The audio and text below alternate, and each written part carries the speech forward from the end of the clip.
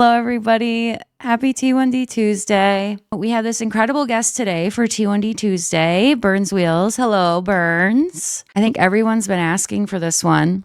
I'm very I've excited. been waiting for it. Yeah. And I think so many of our community members know who you are because you're always in chat and you're always so Yeah. active. So it's really kind of overdue. And that's probably my fault. So I'm excited to get into it. I've been waiting to ask you a bunch of questions and I have them all highlighted. Nuclear knows what I'm talking about. So, I can probably say it's also my fault because I've been so active in sports. oh, how dare you? How dare you live an active lifestyle? That's really rude of you. Okay? No. Okay, so why don't you do something a little different for me? And why don't you introduce yourself as if someone else were introducing you? Oh boy. Where do I start? That's Because the so many hardest people problem. know you, so I want to hear what you think. I go by BurnsWheels on literally everything, and that is basically a play on words using my real last name and the fact that I'm always on wheels. I am an adaptive athlete in many sports. Yes. Currently I am playing tennis. We just ended our sled hockey season about a month and a half ago. And on top of that, I'm also in football, which also ended around the same time sled hockey did. On top of that, I do track and field, more so track than the field events. Mhm. I am not a thrower. Um, And on Saturday, I just ran a 5K and That's it. finished in 24 minutes and 23 seconds. Wow, congratulations. That's awesome. So And I that's it, finished in the right? top 10%. That's it? That's it? That's all you have going on? That's it? Um, yeah, more or less. That's a joke, Burns. That's a lot. Putting us all to shame here on this Tuesday. In But my free no, time, I do stream. you do stream. And so I would say that's the how many sports and stuff that you're active in is kind of a good representation of how you are in the community. So I think Yes. that was a good way to come at it because I, you are kind I of everywhere. also, I forgot to add, I also have 7 years of experience in wheelchair basketball as well. That's awesome. I was actually born with the disability Spina Bifida. Basically, in layman's terms, it is a neural tube defect. It is actually the most common neural tube defect. Oh, I And didn't know the that. Latin translation of spina bifida means hole in the spine. Oh, So I have permanent paralysis from the waist down. Well, it's not really 100% from the waist down because it's partial from the waist down. It's total from my knees down. mm, And then I have feeling down to my ankles. interesting. I didn't Just to know kind that. of just to kind of put it simply, Yeah. it's rather complex though. It sounds Yeah. more complex, but you did a really great job breaking it down. This It's is also known as the snowflake effect of neural tube defects because no two people are the same with it. Like my friend who also is in the chat, Alyssa, Alyssa. she also has it, and we have the same injury level, but our abilities are totally different. Oh, interesting. Wow. Yeah. We need to have a separate stream just about spina bifida. Yes, I could. I very much could. Oh, dark in relation to D&D. Xandril is standing in front of all the hidden doors to take several for the team and then cast war crimes. Had to be there. Had to be there, But I chat. still survived. Yeah, you did. Barely. That's amazing. Um, and so I think you've been, at least in our Discord, you've been pretty, forthcoming and you share a lot Yeah. about, especially all the things that you participate in, obviously in your wheelchair and other pieces. What's something else that people might not know about you? Oh gosh. I feel like you're an open book, so that Um, might be a hard one. I really am an open book. For those who really haven't talked to me much, I am a very big nerd with Lord of the Rings and Hello. Elder Scrolls. Not Elder Scrolls. I love Lord of the Rings. Lord of the Rings is probably the biggest one with me. Yeah. I have read all of the books, Yep, same. It's so all hard of to them. read. Oh, they're so good though. I know they're so good, but it's so If dense. if you struggle and if you prefer audiobook, Ooh, that's a good idea. I hadn't considered that.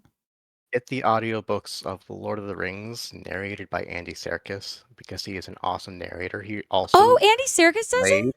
Ah, yes, he's the that's one who played cool. Smeagol in the movies. Yes, I know. I love him. Oh my God. He was in Andor. Yes. He's in everything. He's in so much stuff. He's so good. He was also Snoke. Yeah, that's right. Oh, I love that. Oh, okay. Well, that's not like a surprising thing about you, but I'll take it. It's also like it just makes you cooler, in my opinion. Even like Lord of the Yeah. Rings, one of the greatest stories ever told, but just casually throwing that out there. Um, so obviously we're here for T1D Tuesday, and we've kind of touched on some of these things. What is your connection to Breakthrough T1D slash type 1 I diabetes? I was diagnosed at 5 years old. Do I remember a whole lot about that? No. However, my mom kind of gave me some understanding of my diagnosis, so I'm Yeah. gonna kind of remember that. Yeah, let's hear it. I'd love to. Um, so I was in kindergarten, and my teachers came to my mom, basically asking her what was going on with me, why I was pretty much after snack time on the floor. And on top of that, the other signs I was having was, for lack of better terms, I was having incontinence issues, Mm-hmm. and drinking a lot. And yeah, I still remember it to this day, the amount of water that I was drinking. It still happens because, with type 1, you really can't stop yourself from going over 300 all the time. Yeah. You could try, but it's not going to happen. Right, right. um, yeah, there was a lot of times where at night I would be asking my mom for water and she'd give me a tall cup of water and I'm like, give me more.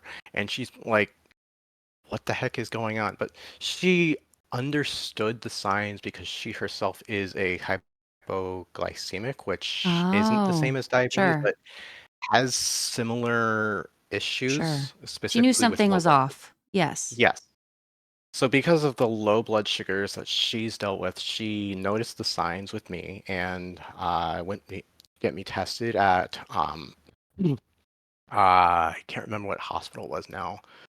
This was 24 years ago, mind you. Um, so my memory is a little fuzzy on that, but I was diagnosed initially probably just after kindergarten. Yeah, that's a rough one. Kindergarten, Yeah. huh? On top of everything else. Let's Yeah. add this in there. Do you remember, like, has Breakthrough T1D been a part of any of that? Like, what happened in the Honestly, aftermath? Like, who was your mom able to lean on? What resources? Like, where did Breakthrough T1D fit in? honestly, I really didn't get involved with Breakthrough T1D until like 4 years ago. Oh, really? So yeah. I didn't know that. We are the Uh, gateway? Incredible. yeah. I love that. Yeah. So yeah, I really hadn't have any connections with anyone else. I had in my elementary school one other kid with type 1. He was like 3 years older than me. Okay. Didn't cross paths Um, really. Yeah. yeah, no, Yeah. no, he was in and out of high school before I even got to high school. So yeah, Sure, sure. That makes sense. That yeah. makes sense. Um, Other than that, I didn't really get to go to any camps or anything because we didn't really know about it. But yeah, yeah, that's okay. I mean, I've heard like the gambit of different interactions with then yeah. JDRF and now. And it's just interesting too because I mean, you said your mom was hypoglycemic.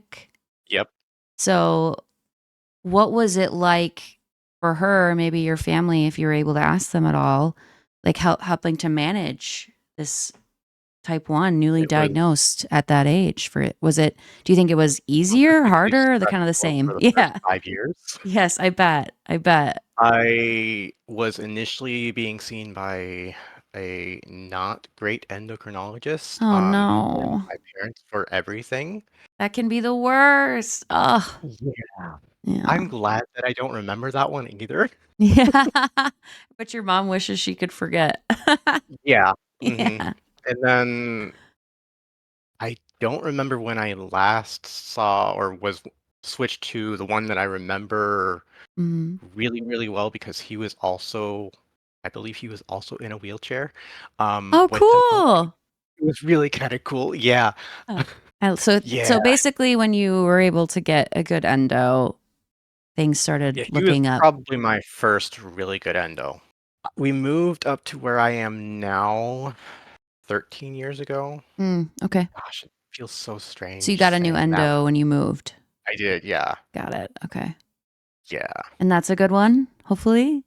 Well, right now, yeah, I need to schedule an appointment with him too.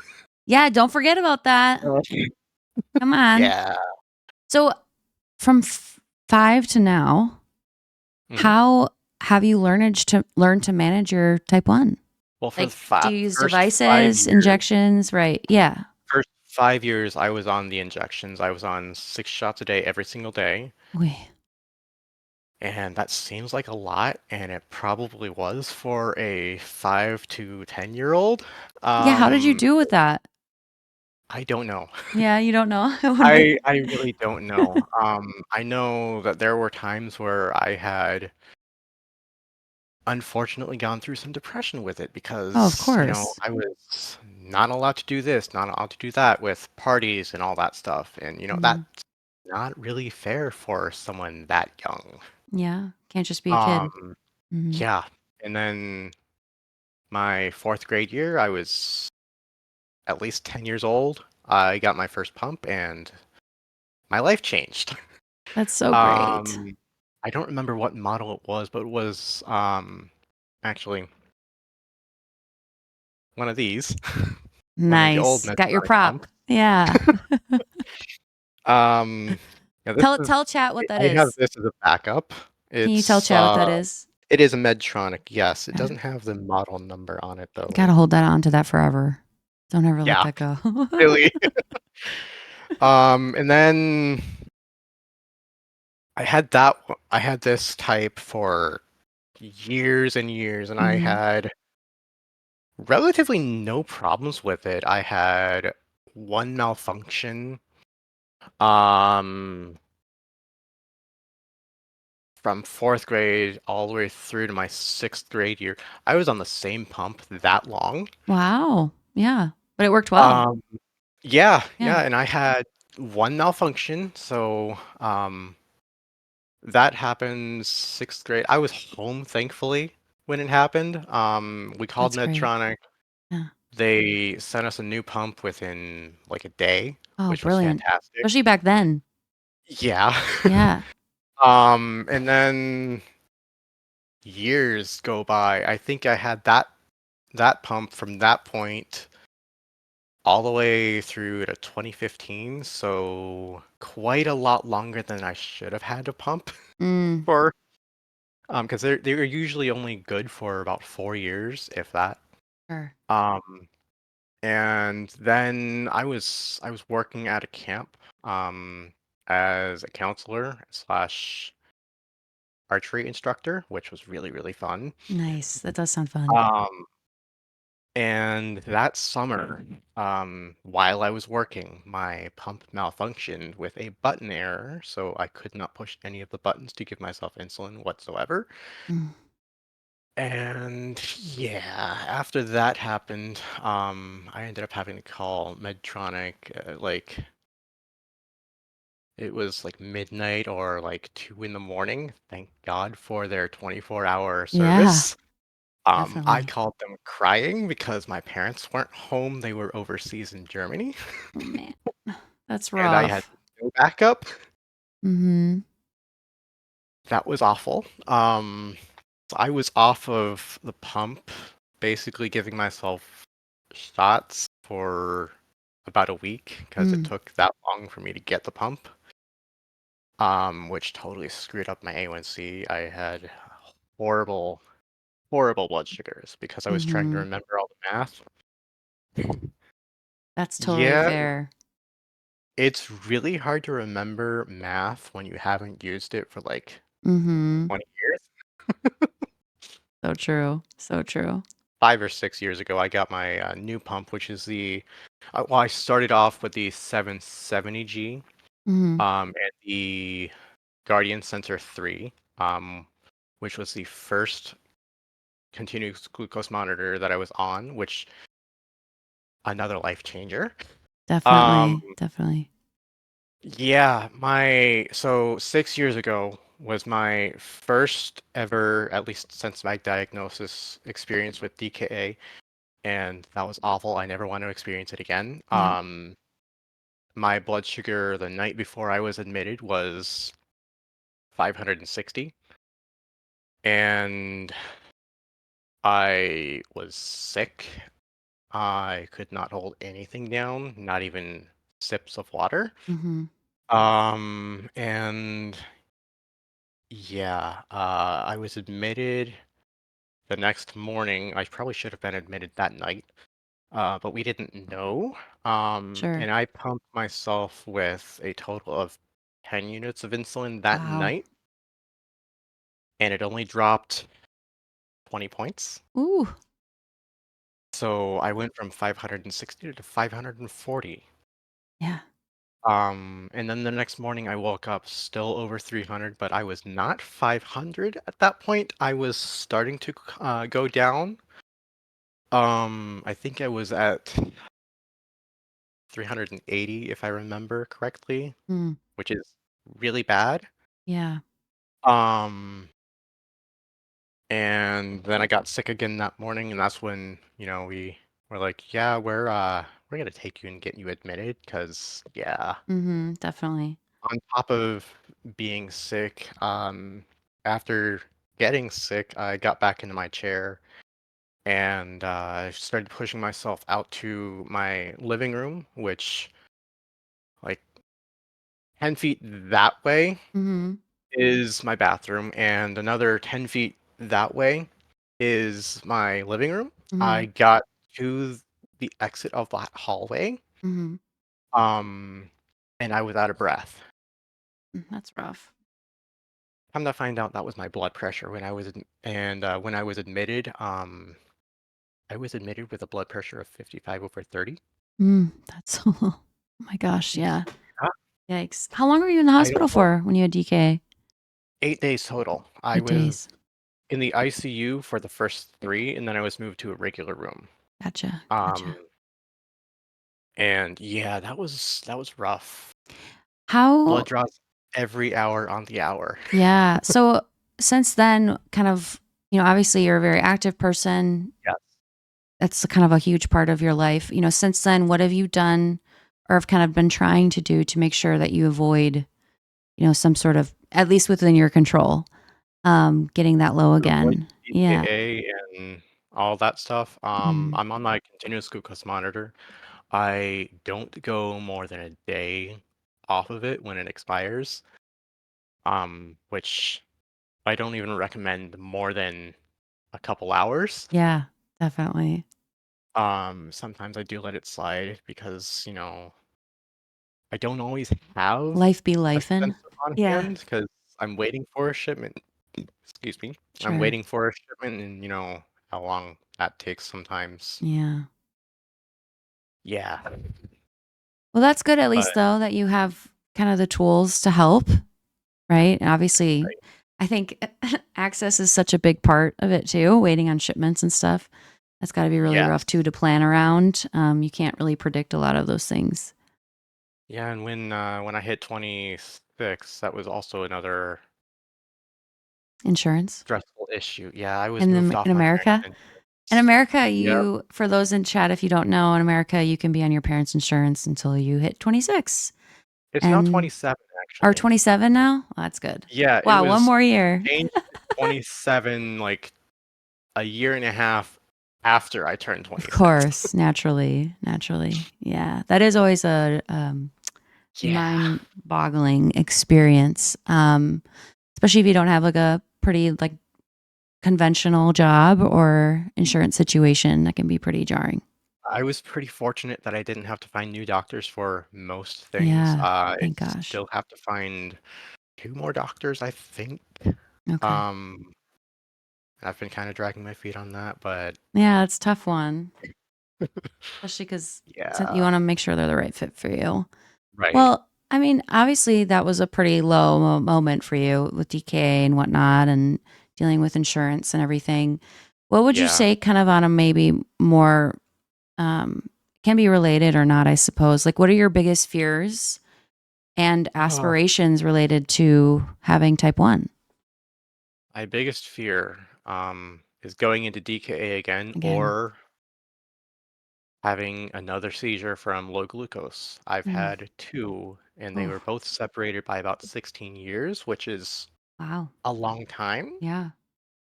but I would rather have none of those because the last one was particularly scary. I don't remember, Was somebody there? honestly. Well, so I fell asleep on my bed, with a sensor that was not working. Mm. Um, problem number 1. Mm-hmm. Problem number 2, I fell asleep, so I didn't know my blood sugar was dropping. Sure.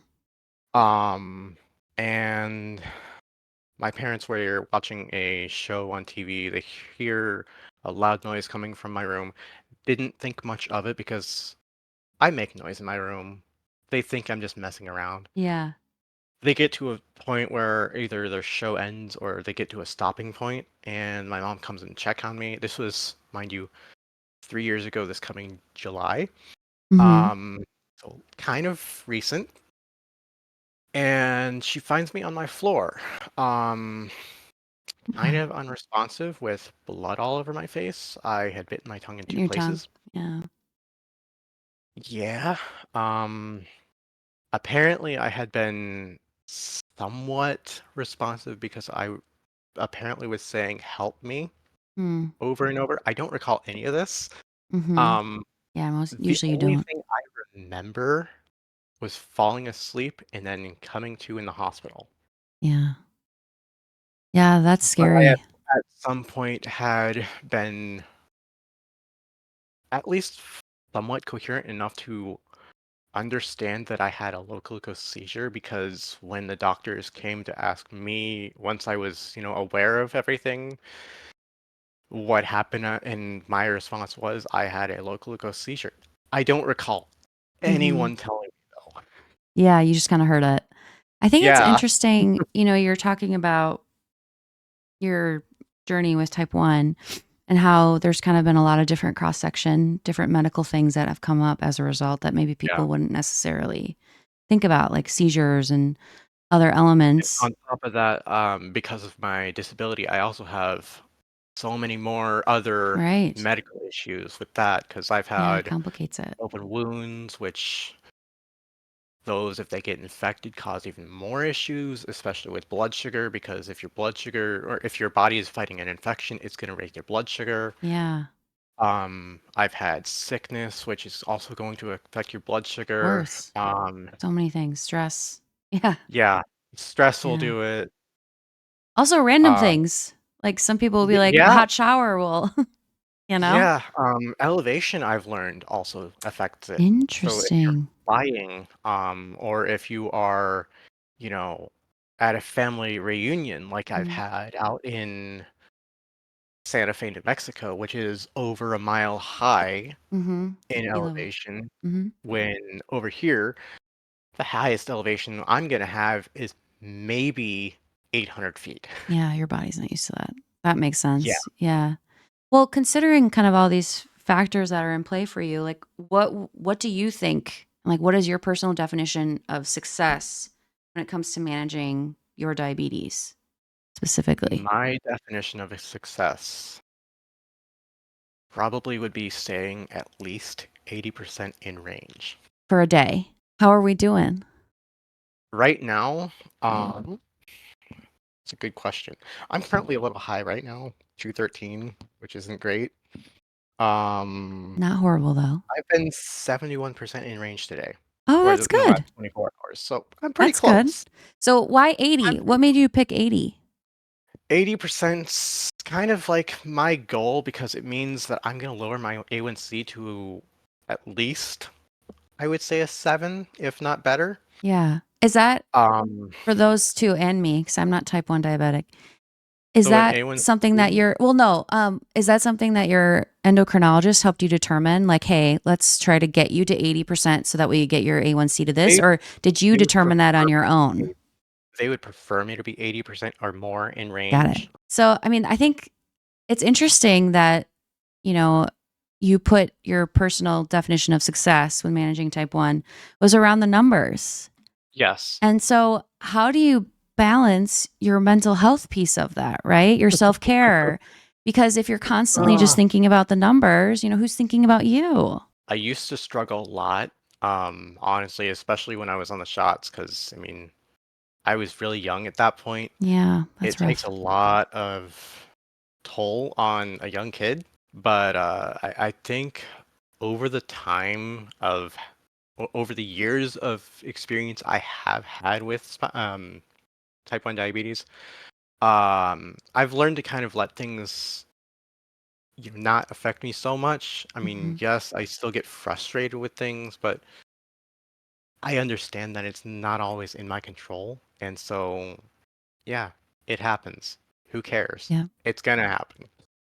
yeah, But yeah, so it happens. and Yeah. it's like that with my spina bifida as well. Things happen, not always 100% in my control. Just gotta go with the flow. Hmm. That's good to Um, hear. I mean, because yeah. obviously the numbers play such a big part of your Mhm. life, but there's also so many things, as you've noted, that happen that you cannot control. Yes. And so you have to be able to roll with it in a And way that is sometimes healthy. your blood sugars do play into how you deal with those issues as well. Absolutely. Because Oh my God. in my personal experience, when my blood sugar is high, I get short and I get angry. Oh, yeah. So if anyone's around me and I'm like that, I apologize. It's not really me. It's hard to imagine you angry. Do you yell? Like, I don't know. Do you I yell? can. I can. Um, it's not very common that I get that angry, but I can. Yeah, that makes Uh, sense. when my blood sugar's low, I Mhm. also get short with people, but it's not really anger, more of Mhm. impatience. Yeah, that's fair. Um, That's yeah. fair. I think you're not alone. I would say chat can probably agree. I mean, The it's a other lot at effect once. with either end, with high blood sugar specifically, I get dry eyes really bad, Oh, especially if it's man. over 300. I have dry eyes too. I have to do eye drops every day. It's so Yeah, bad, it's and I awful. get tired. Like I Uh, just want to fall asleep tired, yeah, but you I'm have to like, put eye drops in your eye. Yeah.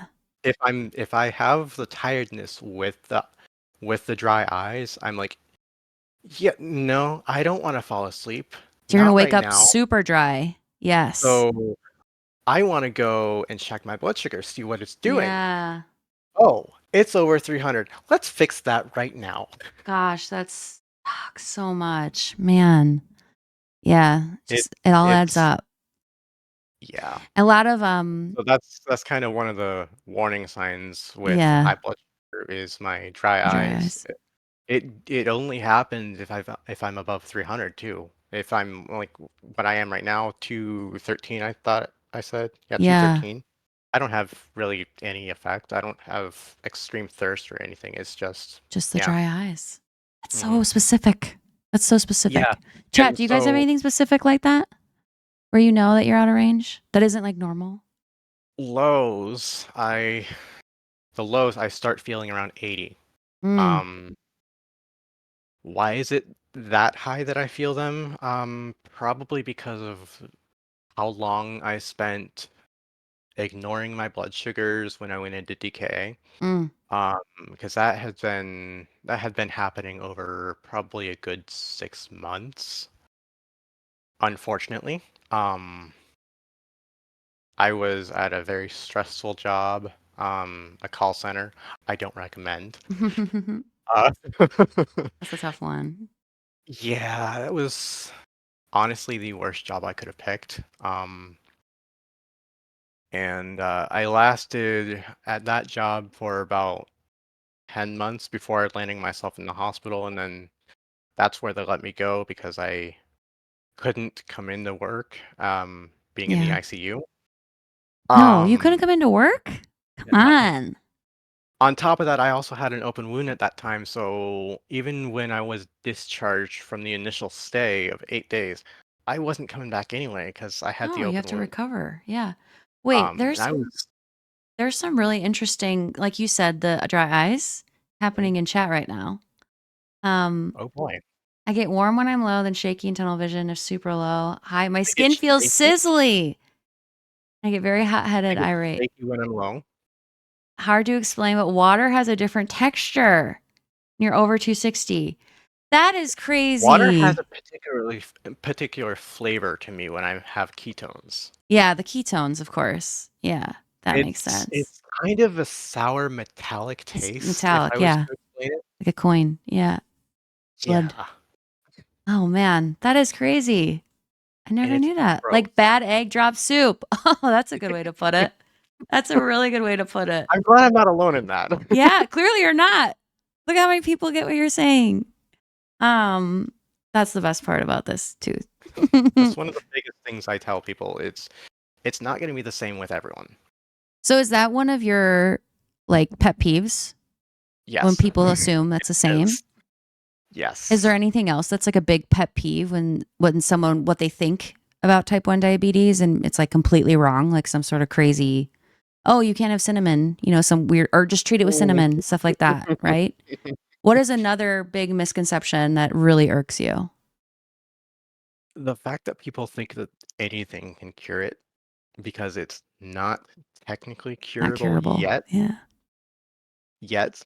And I really had to, because my grandma on my dad's side is a type 2 and she was diagnosed well after I was diagnosed type 1. Okay. So there is no family connection between me and type 1. Yeah. Um Aberration. yeah, it just kind of happened. Mhm.